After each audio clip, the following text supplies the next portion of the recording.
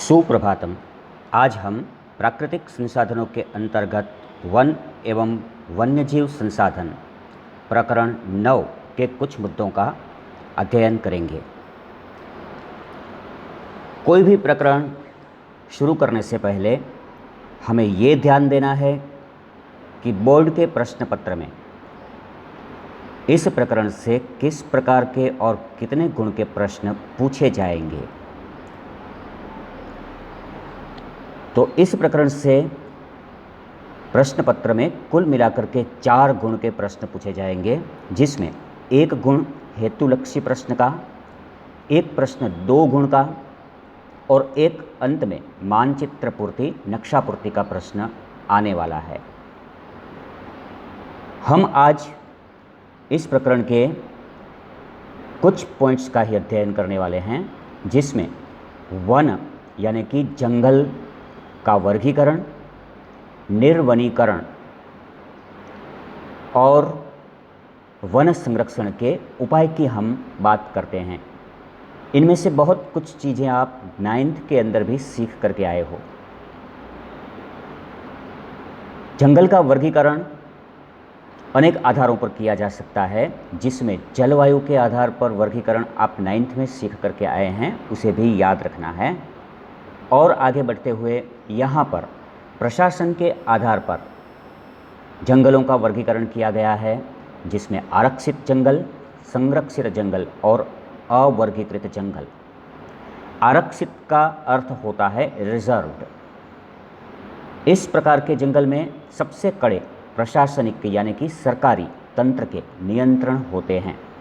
पशुओं को चराने, लकड़ियाँ काटने या आने जाने पर भी प्रतिबंध होता है। संरक्षित जंगल में प्रतिबंध तो होते हैं, लेकिन आरक्षित से कुछ कम। अनुमति के साथ स्थानीय लोगों को यहाँ पर कुछ छूट छाट दी जाती हैं। और इन दोनों ऊपर बताई गई कैटेगरीज में जो नहीं आते, ऐसे जंगलों को अवर्गीकृत जंगल कहा जाता है। दूसरे प्रकार से वर्गीकरण है मालिक कौन है जंगल का, मालिकाना हक के आधार पर। राज्य के मालिकी के जंगल, सामुदायिक वन और निजी जंगल। चाहे किसी भी प्रकार के जंगल की हम बात करें, पूरे विश्व में पिछली शताब्दी के अंदर निर्वनीकरण यानी कि जंगलों का विनाश, ये समस्या उससे पहले कभी नहीं थी, उतनी आज हमारे सामने है। पूरे विश्व में संसाधनों का इस प्रकार से शोषण हुआ है और जंगलों का विनाश हुआ है, और इसके प्रभाव भी हम पहले से देखते आ रहे हैं। ग्रीन हाउस इफेक्ट, पूरी पृथ्वी का पर्यावरण खराब हो रहा है और सबसे ज़्यादा मनुष्य प्रजाति को ही इसके परिणाम भुगतने पड़ रहे हैं। वर्तमान समय में जो कोविड की स्थिति से हम लड़ रहे हैं, इस प्रकार के अलग अलग वातावरण के चेंज के कारण नए नए बीमारियां पैदा होना, वायरसों का पैदा होना, पर्यावरण का तहस नहस हो जाना, ये सब जंगलों के विनाश का ही कारण है। तो अब जंगलों का विनाश रोकने के लिए, संरक्षण के लिए हमें क्या उपाय करने चाहिए, ये मुद्दे भी आप सब बहुत अच्छे से जानते हैं। प्राइमरी कक्षाओं से हम ये सीखते आ रहे हैं। यहाँ पर जो मुद्दे बताए हैं उसकी हम बात करें तो पहला मुद्दा है लकड़ी के स्थान पर वैकल्पिक ईंधन का उपयोग करना, जैसे कि एलपीजी।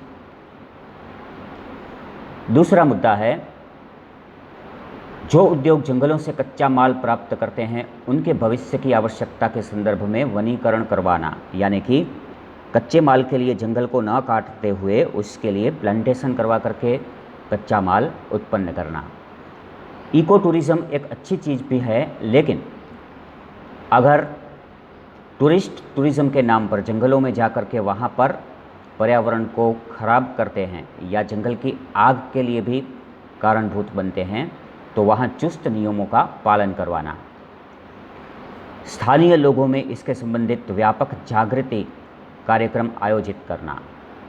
जैसा कि अभी आप पढ़ रहे हैं स्कूल कॉलेजों के स्तर पर इससे संबंधित जानकारी और शिक्षा प्रदान करना, घास चारा और ईंधन की आवश्यकता को पूरी करने के लिए सामाजिक वनीकरण और एग्रो फॉरेस्ट्री कृषि वनीकरण।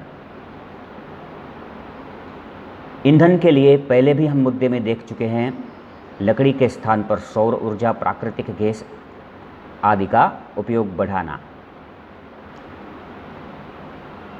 नव संसाधनों का मितव्ययी उपयोग। संसाधन हम देख चुके हैं कि मर्यादित हैं और हमारी आवश्यकताएं अमर्यादित हैं, इसलिए कोई भी संसाधन का जितना हो सके मितव्यय, कम से कम हो सके ऐसे उपयोग करके फ़ायदा उठाना चाहिए। जंगल क्षेत्रों में आए हुए धार्मिक केंद्रों पर भी एक साथ बहुत सारे यात्री कभी कभी पहुंच जाते हैं, इसको नियंत्रित करना और पशुओं को चराने के लिए अलग विस्तार रखना, ये वन संरक्षण के उपाय कुछ बताए गए हैं। इसके आगे के मुद्दे जो इसके साथ भी कुछ जुड़े हुए हैं, जिसका हम इसके बाद वाले वीडियो के अंदर अध्ययन करने वाले हैं। धन्यवाद।